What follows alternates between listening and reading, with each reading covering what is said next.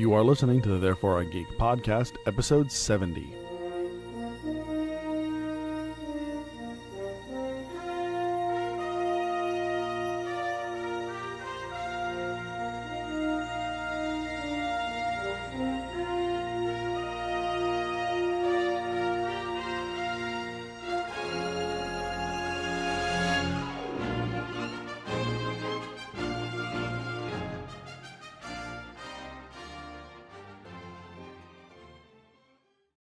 Hi, everybody, and welcome to Therefore I Geek. I'm Andrew. I'm Tracy. And I'm Commander Spock. Was he a commander or captain? He was a commander for a while, then he became a captain, right? He was. And he was like captain forever. He was captain when Kirk was an admiral. And that always confused me, because then there's a part of the movies where they're both captain at the same time. Right. And I remember being really young, and that messing with me. It's like, there can't be two of them! Right before. It's wrong! You're thinking of the Highlander. Well, there's that too. I based my entire adolescence on the Highlander. Like, everything that happened was like... That explains a few things.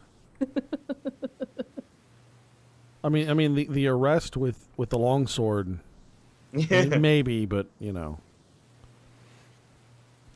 No, so today we are talking about Star Trek Axanar and the legal controversy kind of swirling around it. So this actually goes back about a year, maybe? Late 2015? Yeah, some point in there. And so the Star Trek fan film, Axanar, went out and they successfully and rather impressively crowdfunded over $1 million to help fund this fan film. At which point, CBS Paramount stepped in and said, no, you can't do that. It's infringement of our copyright, and has sued the production company who is attempting to put this film on. Yes. And we should just... Do you have the plot, or the would-be plot of this fan film on hand? Let me look. I don't off the top of my head. Hang on. So, I've got the... from what I remember, this is basically... I've got their website open. Hang on a second. Yeah. It's a fan film set in the pre-Kirk Star Trek universe during a Federation Klingon war. And it centers around... I guess like their version of a Battle of Midway, where they finally, like the Federation's getting their butts kicked, but finally kind of beat the Klingons to a standstill. And it brings back a character named Garth, Captain Garth, from the original series, and I can't remember what episode he's in. I actually looked it up earlier today. And this Captain Garth was like one of Kirk's heroes. And in the episode... he's like a shapeshifter. He's like a rogue captain who's gone mad, and that's basically what they're trying to do here. They're taking these characters and expanding their storylines. Yeah, admittedly, this is a really interesting idea. Oh. I'm a huge Star Trek fan, so Can I just in interject general, that this I'm game is for anything Star Trek. But go ahead. Yeah. this is not the first Star Trek fan film that has been made, though, correct? There are a bunch of other ones, apparently. There are Just I'm sure YouTube Star Trek. hundreds of actual fan films. There are several Star Trek of this level kind of out there. Star Trek Continues, New Voyages. Something called Horizon was pretty popular. Horizon was popular. Yeah, there's a number of basically Star Trek series that are fan films. Yeah. They often used characters from the official Star Trek series, correct? Not only did they use characters, sometimes they got the actors. Yeah, some of the smaller actors, Robert Picardo, specifically Axanar has J.G. Hertzler involved. It That was the guy who was has Martok, right? Martok. He's played a couple of characters on Star Trek, but yeah, the big one is Martok on DS9. Tony Todd, who played Worf's brother Kern. Richard Hatch is supposed to be an Axanar, who's not a Star Trek actor, but he's a big name actor comparatively. So he was in the kind of faux documentary they did leading up to this film. They actually did film something called Prologue to Axanar, Prelude. and it's Prelude to Axanar, and it's basically like a History Channel mini documentary, and that's where Richard Hatch appears as one of the as the Klingon Supreme Commander. Yeah. And so, I mean, part of me says, really good on these guys for doing something like this. This is an impressive thing, especially for a fan level endeavor. Sci-fi fans are extraordinarily generous, and we live in an era of crowdfunding. I mean, crowdfunding wasn't something that was available even 15, 20 years ago. And suddenly, one of the cases in point is the Con Man Vimeo series, the short series that Alan Tudyk from Firefly did. And by appealing to Firefly fans, he ended up with over $3 million raised through crowdfunding. Now, granted, he was one of the original actors. He was not just a fan trying to create a fan service movie. But they're very generous, and we do live in an age where they can contribute directly to these projects. So that's something to keep in mind with our discussion. Yeah, now obviously the difference there is that Con Man is a completely original work that in large part is fictionally based on some of Alan's experiences or experiences of other people Alan has interacted with, but it is a completely original work and completely fictional, whereas Axanar obviously is set in the Star Trek universe and which is protected by probably countless copyrights. I'm sure. Yeah, so this is really interesting. The reason why we're bringing this up is because within the last couple of days, CBS and Paramount sent out guidelines to the fans, and I'm trying to find the original actual guidelines they sent out. But if you go on YouTube, there's a guy named Mundane Matt, who I sent you guys a link, who kind of runs through them point by point. And there's some of them where you go, okay, yeah, that's okay. You can't make money off of this. That's not cool. But then there are certain things that are really kind of strange, like what kind of costumes you're allowed to use in your fan film, how long it's supposed to be. You're allowed to crowdfund it, but only up to a certain amount, something like $50,000. And that's kind of kicked off the other explosion. Oh, did you just send it to me? I did. Yeah, Okay. So a lot of it is not that people are angry that they put out guidelines, although some people are. Oh, here they are. Thank you. It has, I think, more to do with what people are referring to it or thinking of them as very draconian, very Yes. prohibitive, and specifically targeted to productions like Axanar, really trying to just kill those kinds of projects. Yeah, and that's really the interesting thing about it is because, so on the legal front, and I didn't get a chance to look at the complaint. I think it's listed on the Hollywood. The other aspect of this, before I forget about the guidelines, was that there was a panel discussion or press conference with J.J. Abrams and the director of the new film back in May. Yeah, Jason Lin, I think the guy's name is, or James Lin, and he was basically saying, "Oh, okay, listen, I'm gonna try and push them to not sue you guys," and then everyone's like, "Oh, great, we're just gonna finally just let it go, let them actually film the movie because it hasn't been filmed yet even." Right. They just raised the $1 million for it, and then what we've seen lately within the last 10 days of them within the last 10 days is the guidelines come out and the lawsuit clearly moved forward in all the legal channels without any hint that the lawyers are backing off. Right. Which, to be fair, it's not up to J.J. Abrams whether or not Paramount's lawyers pursue a copyright infringement. He can try, and it does sound like he's attempting to try for the fans, but that's a very nice thing on his part. It's not something that he really has all that much control over.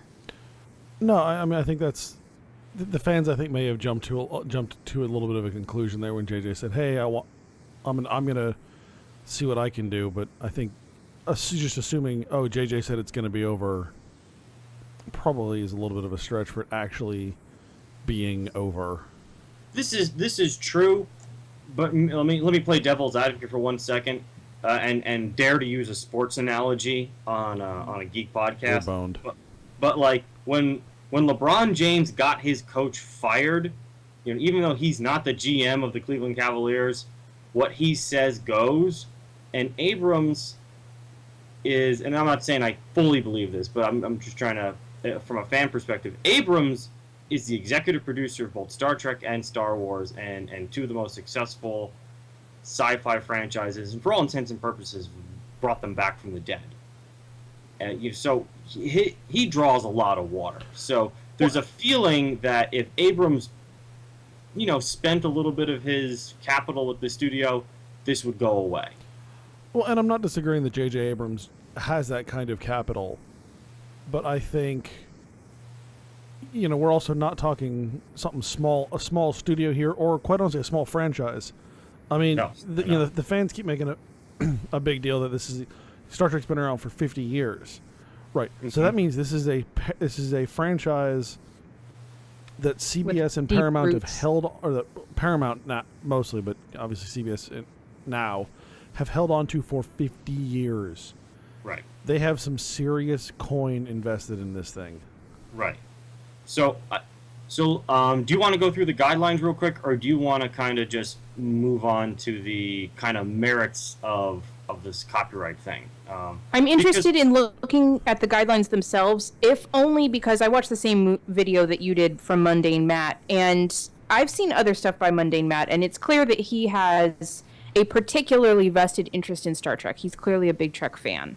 Yes. And because of that, I think perhaps some of his emotions have blinded his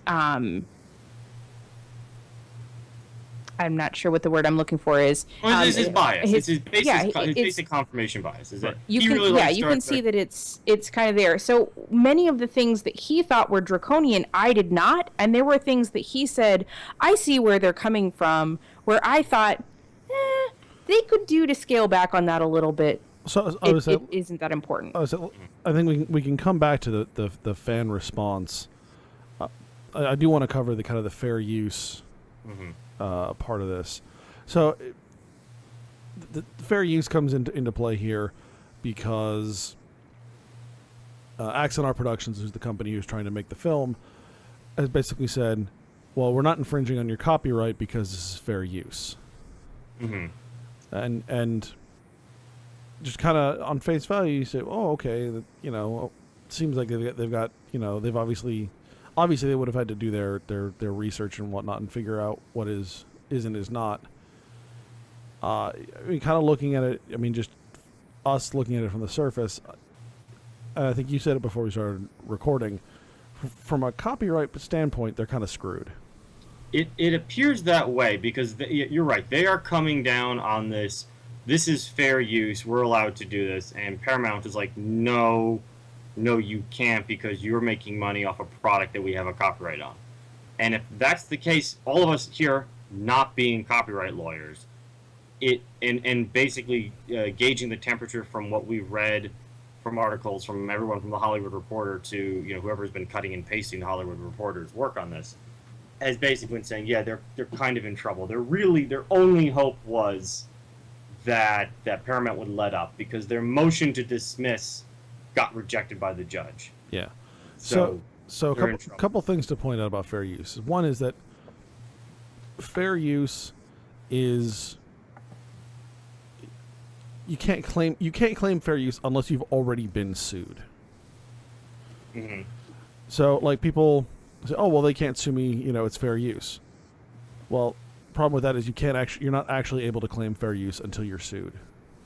So just saying, oh well, I'm using it, it's fair use is not a defense against actual litigation. Mm-hmm. Obviously, in this case, that doesn't really matter. They've already been sued. Right. When it actually comes to the judge, judges are required to base their ruling on 4 factors, which are the purpose and character of the use, the nature of the copyrighted work, the amount and substantiability of the portion taken, and the effect upon the potential market, the effect of the use upon the potential market. So, and another important thing to keep in mind is that whether or not they make money off of this, whether or not this is a commercial enterprise, is immaterial to the argument. Absolutely. Yeah. Now, that was one of their it may points. it may be a further. I'm thinking the opposite of mitigating, a further factor involved in, if they make $100 million, they're not going to make $100 million, but say they made $100 million off of copyrighted material, then obviously Well, the judge will consider that because it's at the judge's discretion. it is. And from everything I have read and been told, and again, none of us are legal experts. The extent of my legal knowledge on this particular topic is I've been to several presentations on fair use and copyright protections. So, and basically every lawyer I've ever heard speak on this has said, look, it's up to the judge, and it's pretty murky as to how they get to apply these. So individual judges do have a lot of leeway, and another thing that I have heard is that while there are those 4 tenets that the judge is required to take into consideration, they also do consider whether or not you seem to have a nefarious purpose for using the licensed product. That if you seem to be doing it in order to sneakily make money without paying, for a license or whatever, then they'll also consider that too, even though it's not in the 4 principles. Yeah. So I mean, just kind of looking at the principles. Transformative, I think, an argument might be able to be made for that part. That the work is possibly transformative. Because they're taking kind of the concepts and ideas of Star Trek and doing something new and different with it. Right. I think in general, that one's kind of probably the easiest for them to grasp at, and that tends to be the one like things like reviews and or like memes. Those kinds of things are what falls into that, Mm-hmm. where you take something and you add to it and become something different. Nature of the copyrighted work. That one I'm a little fuzzy on. They're not strictly that really has more to do. That really almost feels more like a plagiarism portion. If they're strict, they're pulling specific pieces of copyrighted material, which these guys aren't. Mm-hmm. It's their work is all original, but it's obviously using bits and pieces that have been copyrighted. The 2 that I think are really kind of hitting the problem, where I think they're, especially number 4 is where they're really getting screwed here, but the amount and substantiality of the portion taken. This one, I mean, so if you look at the Axanar trailer, and we'll make sure it's in the show notes, right? There are things that Star Trek is known for, right? The look of the ships, the feel. The Klingons have a very distinctive look, right? I mean, they are using the Klingon ships that everyone knows, the old battle cruisers from the original Star Trek that we see up through I think Voyager even. Yeah, I mean, they're the D6 and D7s that, if you play any of the games, you recognize them. Yeah. So I mean, those are very, very much identifiable as Star Trek. The saucer and nacelle design, all of the ships that they have, although I think a couple of them are somewhat different than we've seen in the past, but all 3 of them have that very stereotypical Star Trek look. And again, not knowing all of the copyrights that Paramount owns for Star Trek, I would have to assume that the design of the ships is one of them. So that's an interesting question, because during my research on this, the question of like what exactly is copyrighted. So like you're right, we're talking. They're using names like Archer, Arena. They've got it centers around the Klingons. They use this character Garth, who is from the episode "Whom the Gods Destroy," Right. Back in the original series. There was, and I just pulled it up while we were talking because it reminded me of this. And there was a recent lawsuit about the Klingon language. Is the language copyrighted? I remember hearing about that. Yeah, That's really interesting. And I don't remember the outcome of the case, but I found the article on Popat. And it was an amicus brief from Mark Randazza, and he says in his brief, quote, "It is not the case about defendants using specific previously used Star Trek dialogue, such as, quote, tea, Earl Grey hot, unquote, but rather about precluding defendants from creating original dialogue that happens to be in the Klingon language. Plaintiffs provide no authority supporting their assertion that Klingon or any other language can be copyrighted. Quote, there is no Klingon word for deference, end quote.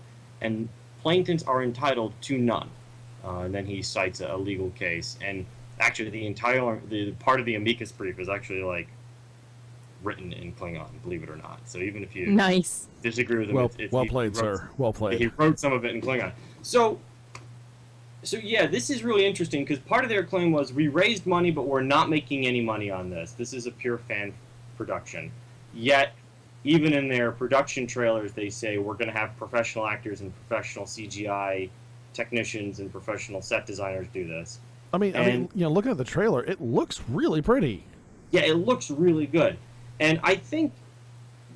Well, then here's my question. Who is not supposed to make money? Are you not supposed to pay the people that are putting, the other stuff together? Is it just the organizers that are not allowed to make money? That seems odd. And again, when it comes to legal language, what little I know from sort of messing around with the law students when I was in undergrad was what that... kind of messing around are we talking about here? It was very bland. I had a boyfriend at the time. Wait, that could have been amazing. I know. So many things. Many things. You say bland, and we're going, maybe not. It depends on what Tracy's frame of reference is for bland. That's also true. Three dudes and a goat. She's like, that's Thursday.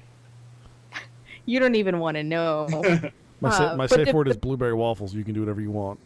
Mine is Barbasol. Barbasol! Of course it is. So the important thing with legal language is what is actually stated. If it's important, it's stated. Otherwise, any legal code is written deliberately vague to leave it up to the judge to set precedents and that kind of thing. And that's where things get real murky because it depends on the progression of the courts, whether or not the first precedent is set, what the next judge does, whether they overturn it, that kind of thing. Mm-hmm. So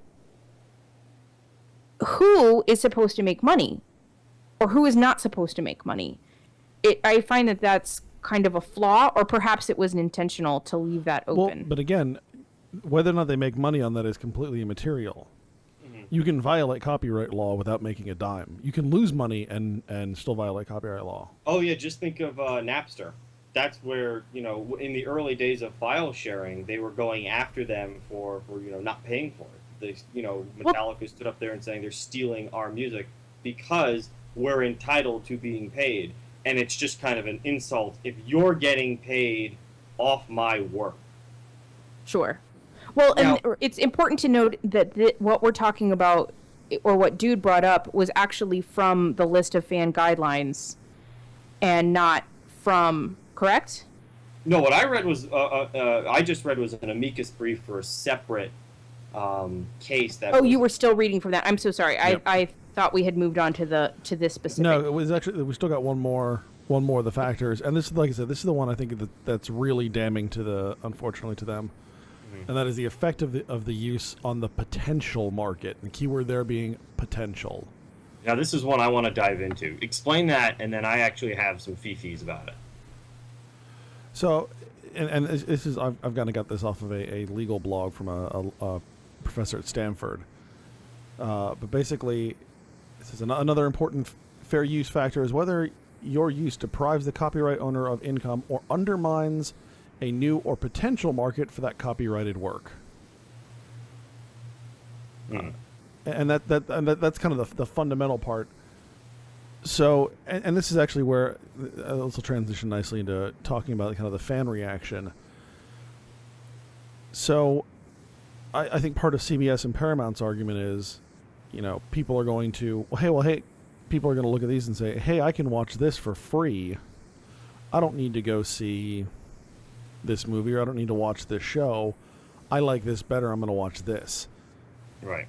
And that's where the impact on their potential market comes from.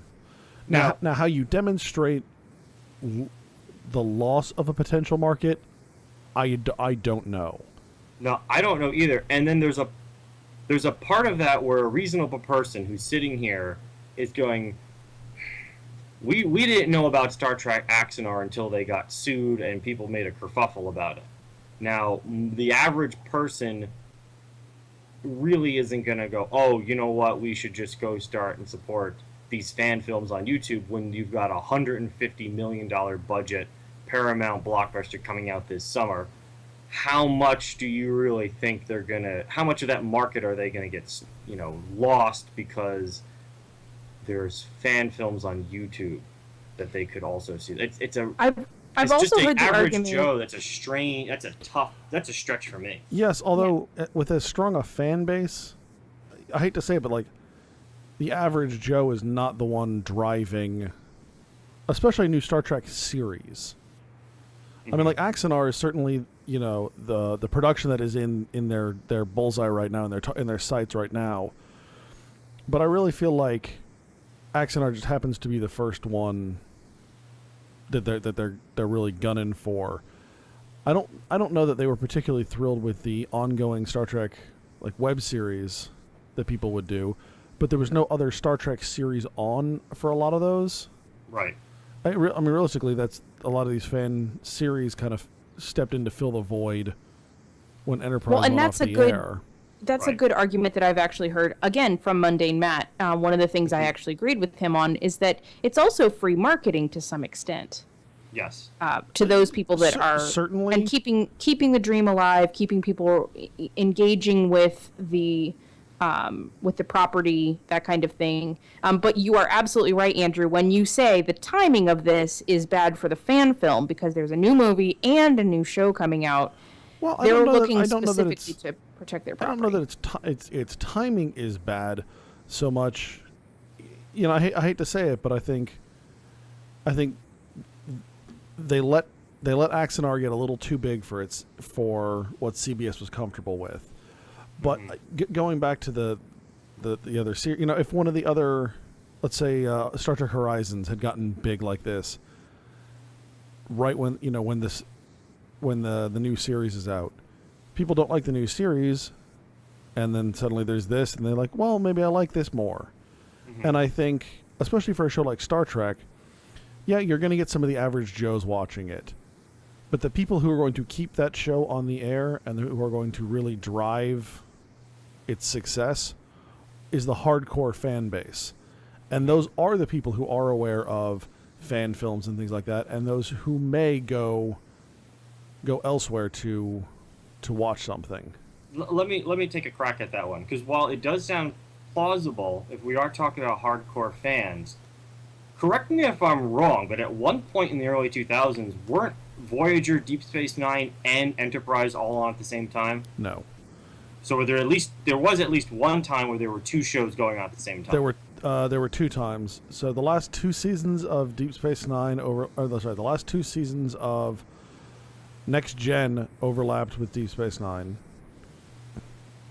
And I think the last 3 seasons of DS9 overlapped with the first 3 seasons of Voyager, something like that. Okay. So either way, the idea is that at least the argument that is being made is the market isn't big enough for all of us, and that if there's any kind of competition, we're going to lose out. We're going to lose out on money, and it doesn't matter if I can quantify it or not. there's a potential for it, therefore I need to be protected. At least that's the way I'm understanding it.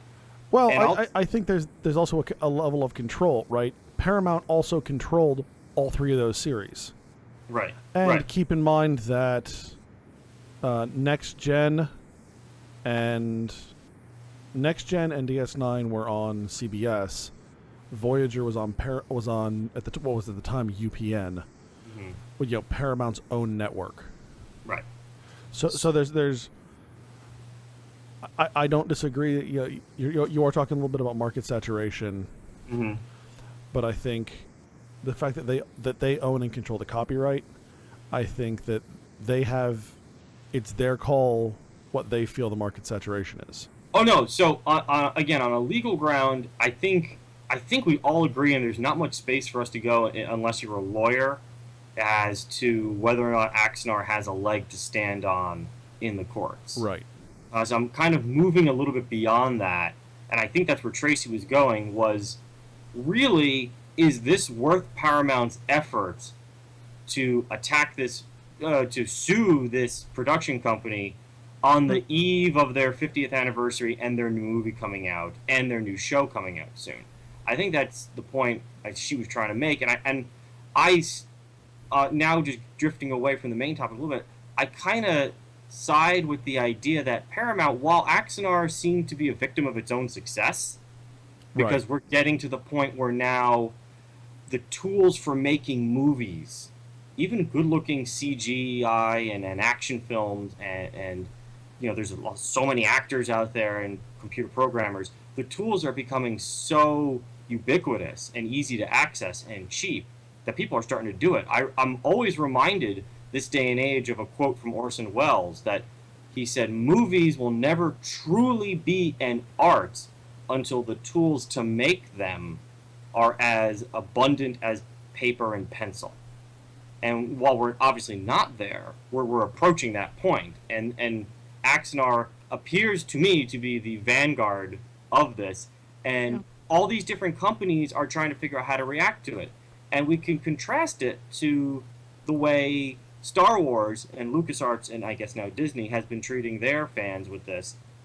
If I'm not mistaken, LucasArts has allowed them to use the music. It's like, you want to make a fan film, just go for it. And they've just kind of let it happen. And that was one of the, as Trace points out, one of the driving things that kept that franchise going, or at least in the forefront of the fans' minds. So I actually looked into that a little bit, because that argument has been made a couple times in various things we've looked at. Sure. And I mean, I certainly Disney and Lucas haven't taken action against some of the longer stuff people have done.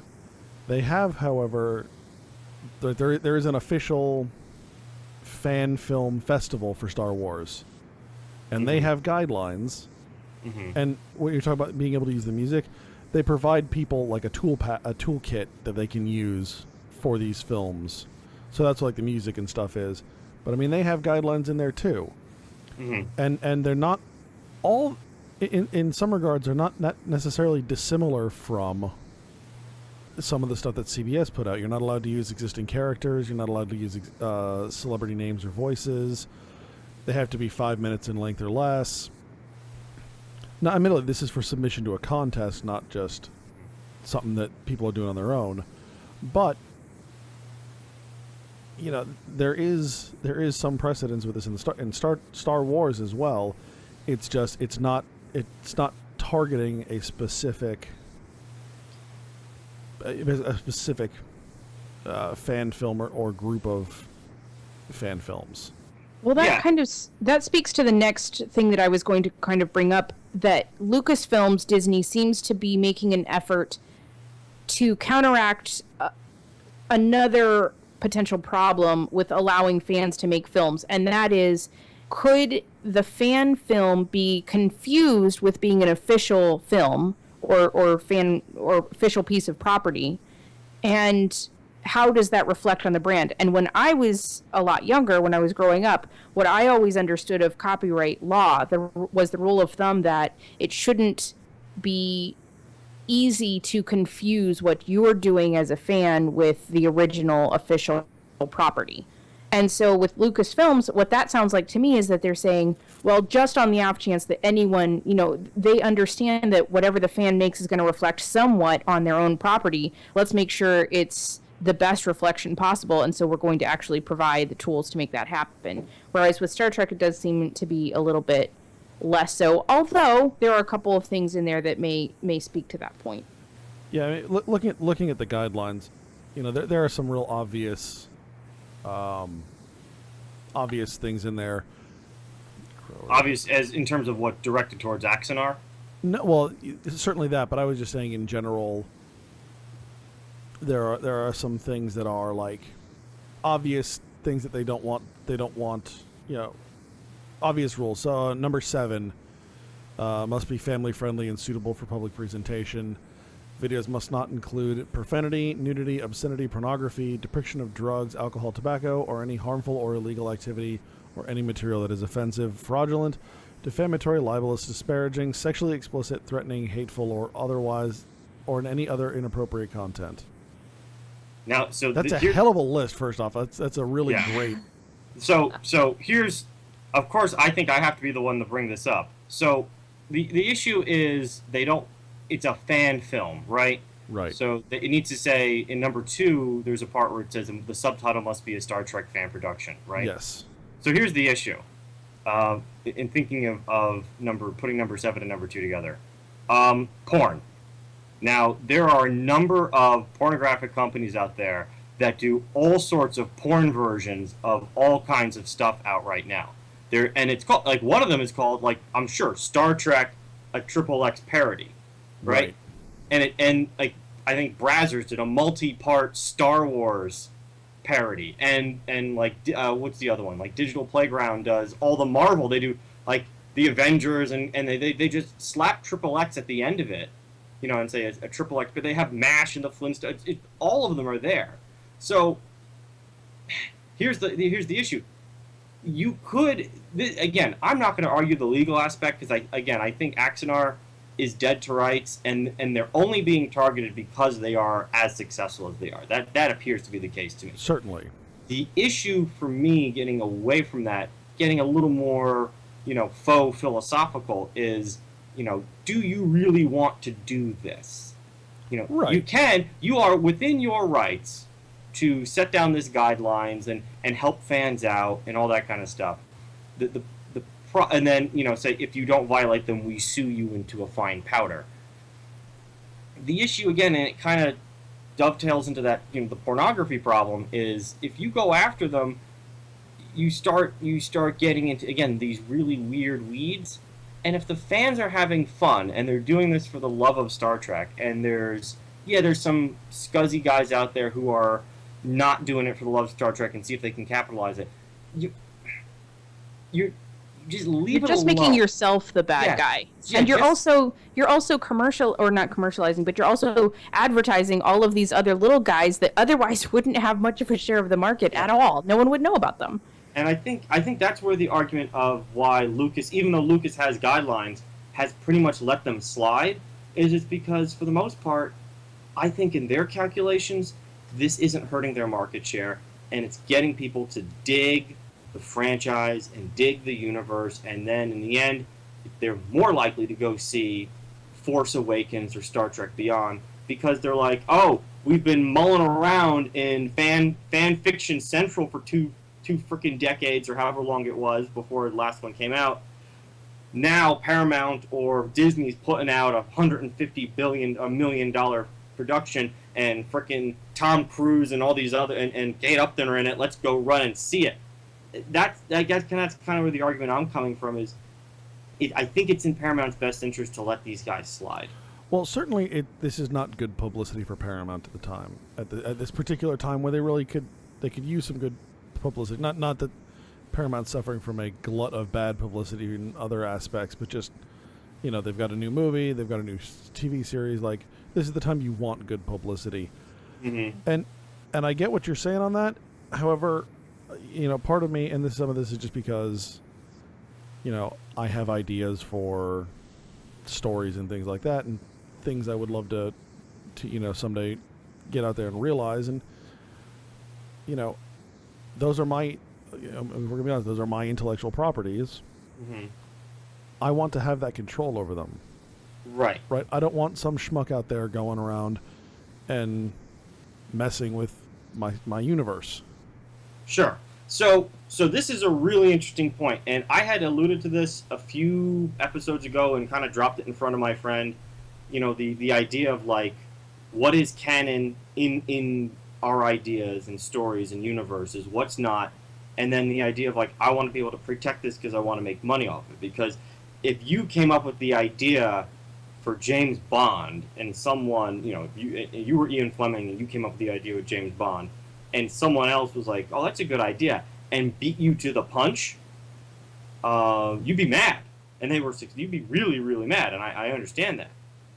The interesting thing is, on a meta level, do we really want to, do we even want that? If my understanding of copyright is correct, for personal copyright, it is the lifetime of the owner plus something like 75 years. Yes. And then for corporate, it is something like 120. Right, it's long. Something like that. It's long. And we have Mickey Mouse to thank for that, because every time these copyrights, a copyright of Mickey Mouse is about to come up, all of a sudden the lobbyists pour into Washington and expand or extend the rules of the copyright, because they don't want someone doing Mickey Mouse porn. That's really it. They want to be able to sue you if you do that. Right.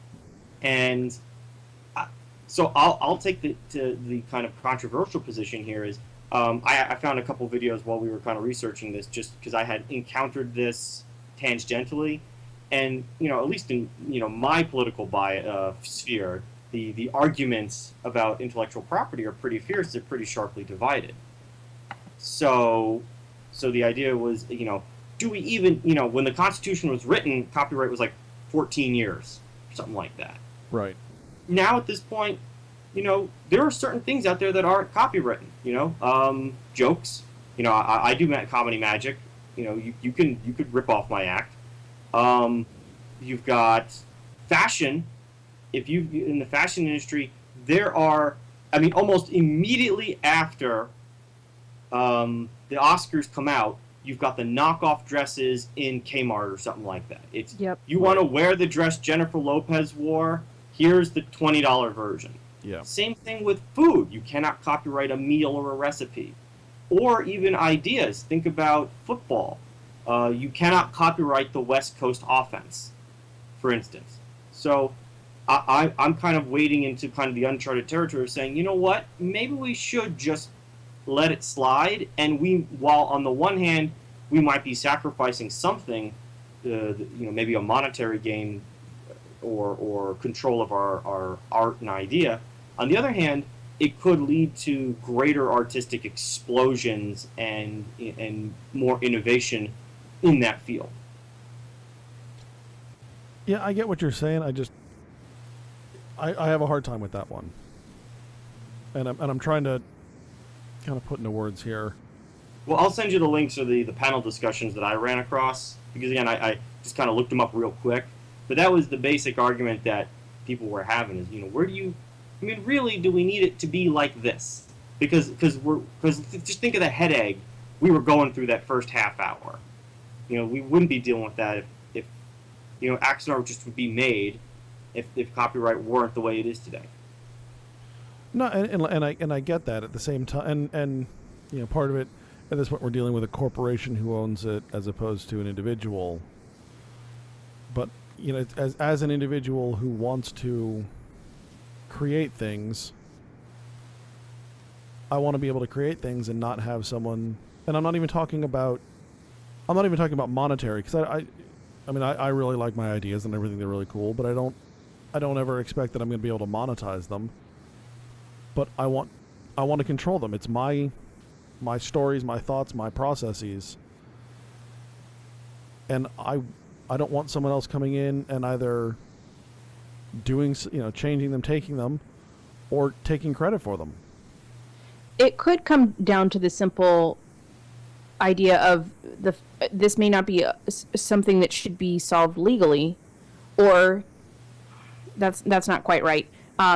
If you're going to be lenient over the course of the first 20 years of a property, you should consider taking a similar tack in the future.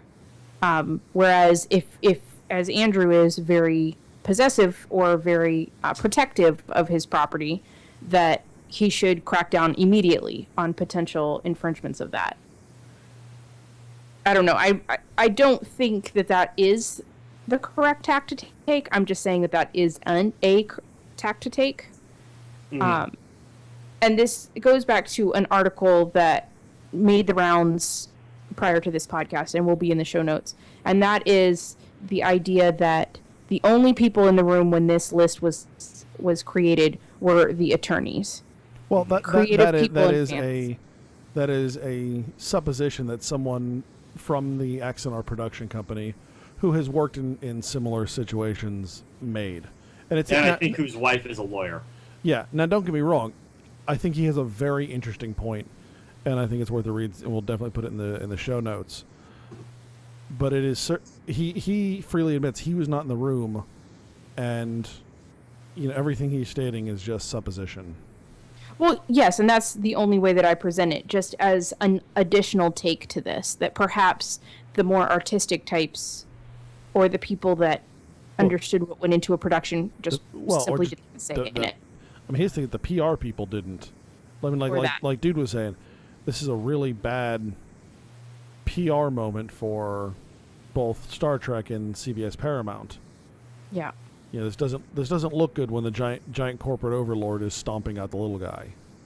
Yeah. It never does. Mm-hmm. And I don't think anyone's going to disagree in terms of at least the visual that this is not. People are going to want to side with Axanar only if for no other reason than fighting with the little guy, fighting for the little guy.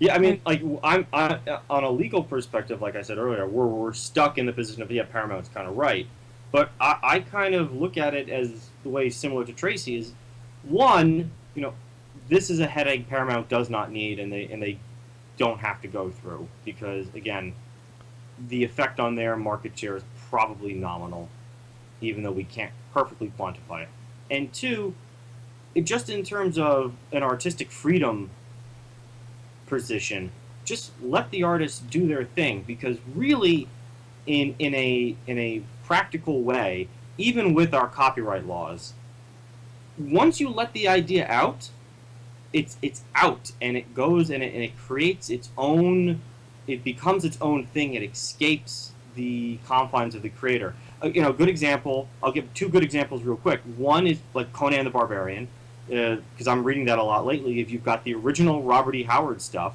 but then you've got all these other things that were done by Marvel, Roy Thomas, and a whole bunch of other guys at Dark Horse that aren't by him. So on the one hand, it's at least licensed by the people who own. Well, I'm going to get to that. By his estate, right? But nevertheless, to your original point of, it's not Howard. So it cannot be strictly him. Now, I grant you that it is licensed, but the idea of I was specifically talking to the point of this is outside the creator's control, yet it doesn't really adversely hurt the original property. The second point I want to make is if you really go after anyone who depicts anyone, Batman, Superman, or any Avengers, I mean, we've talked about this before, and there have been rumblings just shutting down Artist Alley as a whole. Oh no, yeah, and that's certainly I think we've discussed it. That's certainly a topic for another podcast in terms of the Artist Alley thing, and going back to my point earlier. I mean, you're talking about the stuff that Marvel and whatnot did. They also did it after he was dead. Mm-hmm. An artist can't. Howard can't come back from the dead and say, "No, I don't like what you're doing." No, sure. But right, if I'm living and I'm here, I want to have the recourse to say, no, stop using my shit. No, and I understand that. But my point was from a fan's perspective, even if Howard were alive, or Fleming, or Roddenberry, yeah, right, and they're out there and someone else is doing their thing at the same time, I could understand the impulse, and again, you'd be legally in the right to stop it. But on the other hand, you know what? It might be more advantageous and better for arts as a whole, to let that stuff just go. But I want to be able to make that decision myself. That's the point. Well, I understand you want to be able to make this, but the difference is when you bring what I'm saying, judges and lawyers. What I'm saying is the artist should have the ability to whether or not they're going to pursue someone for that. But we do. That's right. But that's part of what Dude's talking about, though, is relaxing that, whether or not they choose to. So I mean, maybe I'm misunderstanding your point. Maybe you're saying, correct me if I'm wrong. You're arguing them choosing not to. The way it sounded, at least earlier to me, was you were saying that maybe our copyright laws should not. Well, I mean, at this point, I don't know enough about them, but those arguments have been made because the idea is that you feel as a creator, I should be able to have legal recourse, have the civil judicial system, whatever it's called, jump in there and make something stop with force, right? And that gets into a separate argument. So I am actually sympathetic to the idea of just relaxing the copyrights as they are, because I do think lifetime of the creator plus 75 years. That's insane. That's excessive. That, I guess, is my point. And I think that's the common ground between you and Andrew, is that the life of the creator, sure, why not? 75 years after they're dead, who's making money off of that? Right, and their estate? Right, and the other point I had was, let's go back, this is an archaic, or an arcane example, but there's a radio podcast called Radiolab, and they do an excellent episode on Don Quixote. And Cervantes was compiling the first volume of Don Quixote. It was released in the 1600s, and it was a huge hit. Immediately, someone was copying it and writing their own Don Quixote stories. And in the second volume of Don Quixote, Cervantes' Don Quixote confronts the fake Don Quixote in the story and beats him up, or makes him admit that he sucks and he's not the real Don Quixote. So, I'm making kind of like two arguments that I'm not committed to either or. On the one hand, I say yes, if in the current legal system, as an artist, I would err on the side of letting art just breathe on its own. And on the other part, I'm saying, you know what? I do think we need to revisit these copyright laws and start breaking them down. I'm not well-read enough on the topic to tell you where that is, but I'm sympathetic to arguments that say, let's start tearing the system down a little bit. Yeah, well, I mean, I don't think anyone's going to disagree that the current laws are probably excessive, but I think what Tracy said, at least the life of the artist, I think, is... But it's also up to the artist to decide whether or not it's a property they want to defend, like Andrew, or if, let's imagine that dude writes an absolutely horrifically chauvinistic... Really? That's the only adjective you have for what's going to come out of dude's head? Now, keep in mind, chauvinism only... And other things. Keep in mind, chauvinism only means that one is better than the other. So I could be chauvinistic about my cups. And that's the story I would write. It would be the game of cups. Admittedly, you have very nice cups. I'm going to assume that was a euphemism and laugh about it. But anyway, so Dude doesn't care if somebody else borrows his work, and so he's very, very lax. I don't think that Dude's lax feeling on his property during his lifetime should influence the way that Andrew feels his interactions with fans should go. Mm-hmm. You see what I'm saying? And this actually recently came up with George R.R. Martin as well, in which he has started to disavow a lot of the fan fiction that is available on the internet, based in the world of Ice and Fire. At one time, and of course this series has been around for what, like 24 years, something like that? Maybe longer?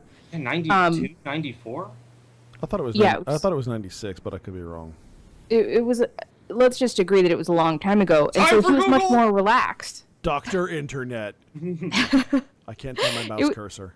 But he used to be way, way, way more relaxed about fan fiction, and now that, we've got the HBO series, and I think part of it is because he's kind of afraid that the fans have figured out the ending of this unfinished story, and that they're going to write fan fiction that basically tells the story for him. I really do think that that's behind it. But at the same time, right? I mean, that's an but at the argument same for time, he has competition, sort of. dude. That's an that's argument the for him argument. getting off his fat ass. Yeah, that's the argument. It kind of makes the argument. It's like, dude, if you don't finish this, your Ooh. fans are gonna do it on their own. Also, 1996, I win. Yes, 96. I got it. You just were louder. Yeah, 96, 98, Because 2000. I have the volume control. And then there's Winds of Winter, forthcoming, forever. I think we can at least Yes, come you're to- absolutely right. Go ahead. Star Trek as no, you're fine. So as Star Trek as an entity is cracking down, I don't know that that's necessarily a good PR move, but it's well within their rights. So Yes, I think if anything, the compromise we could come to is that while unfortunately we see Axanar in the wrong here, I think Paramount should emphasis on should ought to go gracefully and just let this project slide. It does not appear to be something so antithetical to the idea of Star Trek that it might be time to step in there. And while the guidelines can be helpful, some of them are a little silly, and maybe they'll be revised at some point. But I think at this point, I think it's better for Star Trek and every Paramount and the folks at Axanar, especially the folks at Axanar, if Paramount just backs off. So I've actually got one last question for you, dude. Okay. So I was just about to put the mic down too. Yep. At what point do you think Paramount should enforce their copyrights? I really Like, don't. what's the line in the sand to you? Yeah, I see. The thing is, I don't know, because I'm unsure of what Axanar's great sin is. Right? That's the issue. It's just the idea Well, that. I mean, Axanar aside, I mean, like where Right. I mean- personally, me personally, I mean, again, I like I said earlier, I haven't become well read enough on this issue of copyright. I've kind of bounced off it tangentially, but I would at least err on the side of, you know what, let them slide for a while and see where it goes. And I'm not going to pretend like I could possibly know what the fans would produce, right? But I'm going to err on the side of it can't be all that bad, rather than erring on the side of. Well, I'm not saying the material's bad, but I mean. Well, I mean bad and just the meta bad. Not that's what I meant. Like the bad for us, because again, it's the example I brought up earlier.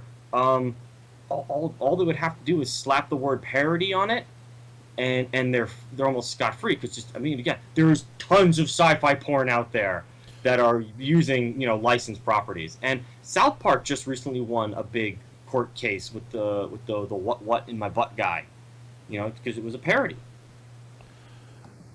Yeah, I mean, I don't think just slapping the word parody on there gets you scot-free, but that's aside from. But no, It's a good start. I am curious. I'm curious though. I mean, you want to relax it, but I mean, obviously there's a line somewhere, and I want to know where you think that line is. Oh, I'll be absolutely honest. I don't know where the line is right now. If I were to start over, I say let's go back to the original 14-year copyright that was set down at the time of the Constitution. No. I don't mean like time for like copyright laws. I mean, okay. At what point should Paramount take action? I mean, I'm hard pressed to come up with one, so I would err on the side of not doing it. Ever? At this point, correct. Yeah, at this point. I mean, if you can conceivably come up with an idea where a fan film somehow gets released and distributed and makes $400 million at the box office, find that highly unlikely. So yeah, maybe Paramount could come in there and go, look, we get a little slice. 20th Century Fox suddenly, Star Trek blah blah blah, a fan film. Yeah, I mean, yeah, but to me, on the one hand, I see that as kind of is kind of an exciting prospect of the idea that 20th Century Fox takes their crack at Star Trek, and then Paramount takes their crack at Star Trek, because we've seen it with things like Hercules and Frankenstein, for instance. There were two Hercules Snow movies. White, so many Snow Whites, all in the same year a couple of years ago. Yeah, although I mean, again, that's stuff that's public domain, though. Right. So but what essentially what I'm talking about is effectively public domain. right? That's essentially what we're talking about. Is an effective public domain. And in this point, dude is talking about like a parallel universe in which this is a cool thing to do, not that he's advocating for it in our universe. Well, again, as I said before, I'm not 100% sure because I'm not as well read on the topic as I'd like to be. But what I'm saying is my bias and my principles are just telling me, you know what, base level, let's just let things go, and we'll cross the bridge of what the F is this when we come to it, rather than a form of we can't let that happen. That's my position. That's kind of wishy-washy, man. Well, I mean, I'm not. You're asking for a clear dividing line, and I'll admit openly, I don't have one because I don't know. I just don't. That's basically it. All right then. I think we've exhausted this topic and my brain. Also, I have pizza downstairs and I'm hungry. Don't. My stomach just growled. That's mean. Can you smell it? No, but I can imagine smelling it, and it's divine. I feel it in my brain's nose. I think Tracy's last comment is going to be taken way out of context here and put on YouTube. I can smell it in my mind, and it smells divine. Oh, the editing I can do with that. All right, so dude, why don't you start us off? Oh, I would. Okay, sure. Because I just popped into my head. It was like, you're asking me what the dividing line is. I want to know what your dividing line is. It's your turn. Whoa, we don't have time for that. No, I mean, at a minimum, I would say when it starts to make money. And why? In this particular instance, you have big corporation, little production company, but that's not most issues. So if someone takes my idea and starts making money off of it, that's money that I'm not making. I mean that's really that's someone else is profiting from my effort, my hard work, my development of these characters and stories and whatnot. So that's the point at which I would. And again, it is certainly up to the artist. So I mean maybe if someone comes up with, hey, I never thought, something that I never thought about doing with characters, instead of suing them, maybe I say, hey, you want to come work for me? You want to come write for me? Mm-hmm. But I think honestly, I think that would be the best way for Paramount to go about this. Instead of gunning for these people, bring them into the fold. Mm-hmm. Especially because, Star Trek needs new blood in terms of writing and producing. But yeah, I mean, I think, again, we've said this repeatedly. Monetization is not required for copyright infringement, but that's the point at which I would say that needs to be the line in the sand, especially protecting smaller entities, individuals with copyrights. And the opposite of that is there would be nothing to stop. Paramount. If I've got a really good idea that I post a short story online, which I've done before. There's nothing that says Paramount can't come over and just take my idea and make a feature film out of it. Yep. Or even worse, that you pitch it to Paramount and then they just take your idea after not paying you for it. Right. That's my biggest fear always. Right. So I mean, obviously we've been talking about it from big company beating up on little company, in terms of big company owns the intellectual property, and the little company is the one that's infringing. But certainly, it can go the other way, and quite honestly, it's far more abusive. If the large company makes you're talking $400 million off of it, I as the individual should be getting a cut of that. Mm-hmm. There was a case with the car manufacturers and the windshield wipers, but that was an invention. That was like a patent violation.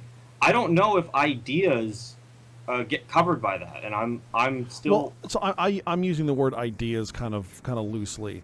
I'm talking about.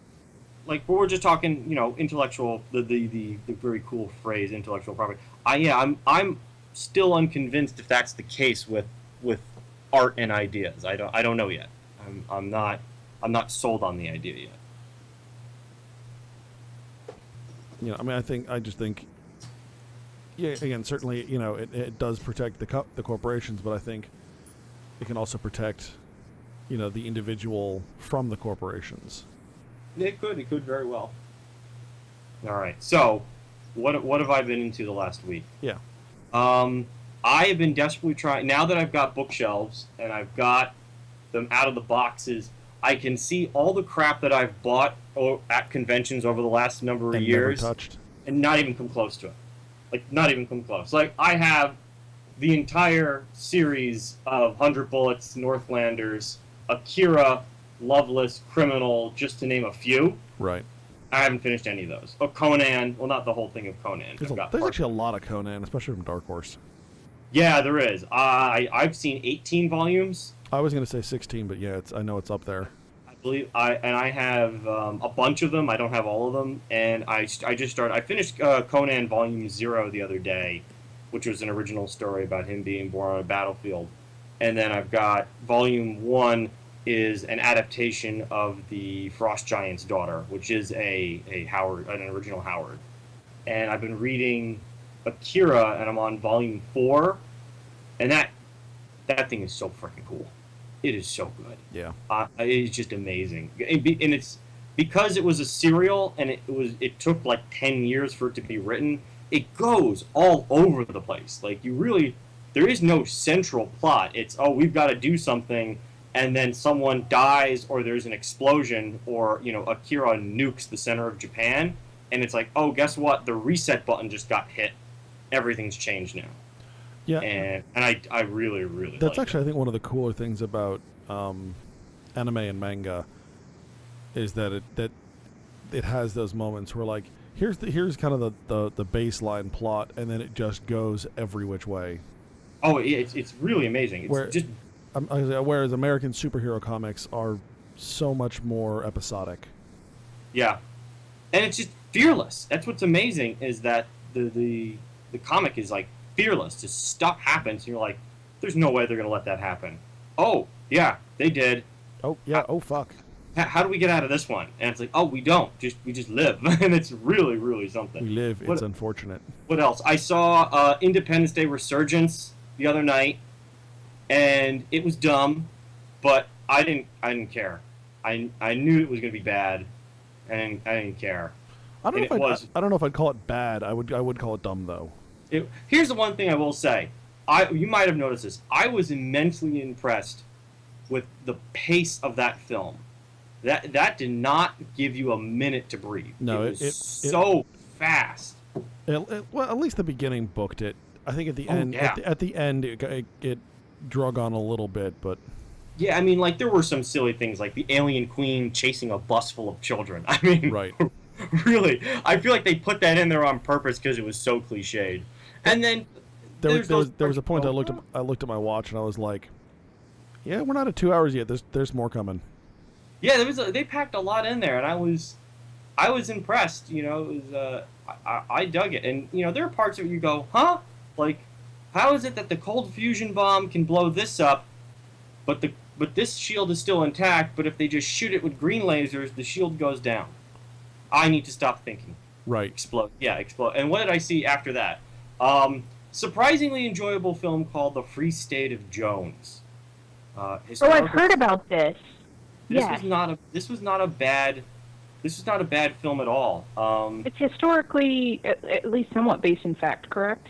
I have to look it up. I don't know the story of the Free State of Jones. It takes place, actually covers a lot of time. Yeah, prior to the Civil War, during the Civil War, and then immediately after, and parts of Reconstruction.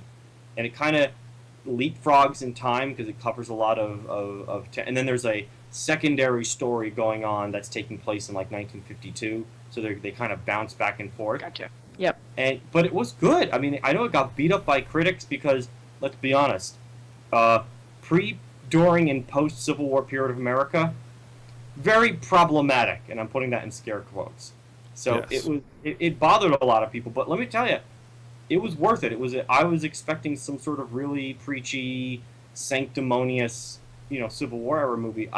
We got a good quality historical drama, at least to my mind. Excellent. And lots of Star Realms. I got that deck building game Star Realms, and I got it on Steam. I've been playing it with the girl. I usually hate deck building games. This is heroin right now. I am so addicted to this game. Tracy? That's why I was a half hour late getting to this podcast, because I was trying to win one of the campaigns. Nice. That explains that. Tracy? So I have been watching. Have I been watching on the Netflix? I've been watching Person of Interest. So I was recommended this show by someone who knows I like procedurals. I don't like this show. No. No. I kind of do because I like Jim Caviezel, and it's been a really long time since I saw him in anything cool. But so one of my pet peeves in procedurals is, especially procedurals, is when they just say something such as the government is watching you. That's a huge pet peeve. Is it the FBI? Is it the NSA? Is it the CIA? Who? Is it an entity that we don't know yet that's only for the purposes of the show? It annoys the crap out of me. And it's just sort of sloppy, shoddy writing, so I'm probably going to drop it. The other thing is, when I was at AwesomeCon a couple weekends ago, the smoking man? Yeah. Once she started talking about the government that is watching you. Her feed went out, like, right away. Yeah. Like, it was like, they're watching you, the government. Which one? Okay, we'll just skip that whole section, and I'll just talk about this book then. No, because then my joke won't make any sense. No, because it means the government was watching you, and they know, and they're trying to block you. Great. That's exactly what I need to be on some list. I was planning to go to Europe sometime next year. Apparently not. So this is a book that I picked up at AwesomeCon. It's called The Journals of Bob Drifter, and I have not gotten but about a chapter and a half in. But this is essentially about the idea that there are a lot of Reapers in the world, not just one. And this is kind of the story of this one guy. So, Andrew, you'll remember the last time I went to AwesomeCon and picked up a book from a random dude sitting at a table. It turned out really well for me. And so I kind of took another chance and got this one. And it's signed very nicely. Good. It says, "To Tracy, live. That's the point." So, there we go. That's great So advice. that's what I'm the getting. opposite of that is dying, and we're not ready for that. Not really. Especially, like, slowly. Like, if I'm going to go, I need to go, like, right the fuck now. You don't want to go Cersei. So are we talking... that's exactly what I was just going to say. So on a scale of 0 to wildfire under the sept, what are we talking about? Well, that was pretty quick. I'm talking more like what's her name getting like manhandled by Gregor. Or like 0 to... Anyone ever read A History of Violence, the comic book? I have not. I know of it. I have not read it. Oh yeah. Someone dies very, very, very, very slowly in that. No, I was thinking like 0 to Ving Rhames at the end of Pulp Fiction. I'm gonna get medieval on your ass. Oh. Pair of pliers and a blowtorch. Yep. Yeah, that kind of slow. No, I don't want to go like that. Mm-mm. Let's see. I have also been addicted to heroin like dude, apparently. I got Star Realms on my phone and my iPad, and I've been playing it incessantly. I also taught Becky how to play. She was, I think, less thrilled, but, I've now basically ordered, like, all of the Star Realms crap. Like, all the expansions and everything, so, Yeah, you even got Colony Wars. I don't even have Colony Wars. There's some amusing stuff in Colony Wars. Like, I'm reading some of the cards, I'm like, oh, that's gonna hurt. Yeah. Oh, my sphincter. So, yeah, so that's been fun. Obviously, we're getting ready for the wedding, which is coming up real quick here. So, there's been a lot of driving around in circles. I've been to the mall about 4 times in the last 3 days for different shit, and yeah, it's all over the place. So that's kind of been occupying my time. I know, it's weird, because some guy called me the other day and said I was going to be best man. I was like, what the hell is he talking about? Oh. Yeah, this is probably not one of my better decisions, but I believe the phrase I used was battlefield promotion. Oh, it was exactly that. It's, that seems to be the most apt description of what's going on. But yeah, no, I mean it'll be a good time. So I think I think the three of us are gonna try and get one more podcast in before I disappear for a couple of weeks. But other than that, yeah, it's been catching up on some of that stuff, and I've also been picking at what comics I'm going to load onto my my tablet for the honeymoon, so I can sit back and just binge read. So I'm looking forward to that too. So that's about it. All right, folks, if you like what we do, make sure you head on over to thereforeigeek.com. You can check out our blog posts and our podcasts. You can find us on Facebook, on Instagram, and on Twitter. And you can find this podcast and other podcasts like it on iTunes, Stitcher, I have a new SoundCloud, and Instagram and YouTube. You interrupted me, and I lost my thought. How dare you? I know you can't jump in on the hawking of the social media. That's the most important part. I thought there was a pause. I think it was just my internet. I think it was your internet too. Oh. Yeah. Broke ass fucking internet. So once again, I'm Andrew. I'm Tracy. And I'm being watched by the government.